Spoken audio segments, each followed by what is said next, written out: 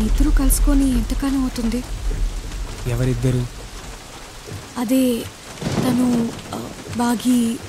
భాగ్యలక్ష్మి. సరిగా గుర్తులేదు. పోనీ మనం ఎప్పుడు విడిపోయామో గుర్తుందా? గుర్తుంది. 2.5 సంవత్సరాలైంది. నాన్న చనిపోయిన రోజు.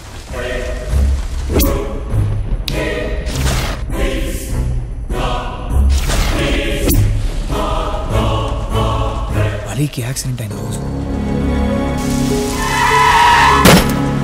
వైష్ణవి, వైష్ణవి, నా మాట విను. ఆగు, నేను చెప్పేది విను.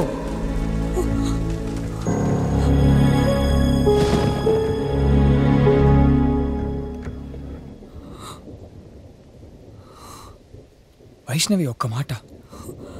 ఆడ మగ అనే ఇద్దరు మనుషుల మధ్య ప్రేమ అనేది ఒక భావన కాదు. అది నా దృష్టిలో దేవుడిచ్చిన వరం, ఒక గట్టి బంధం.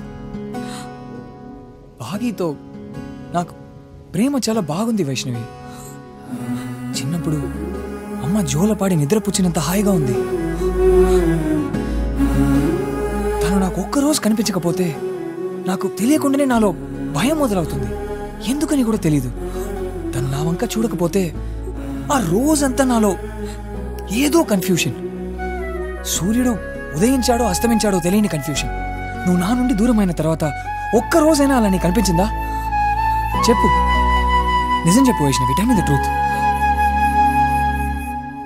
నిజమే, నాకెప్పుడు అలా అనిపించలేదు. ఎందుకంటే నువ్వు దూరం అయితే బాధపడేంత ప్రేమని నేను నీకు పంచలేదేమో.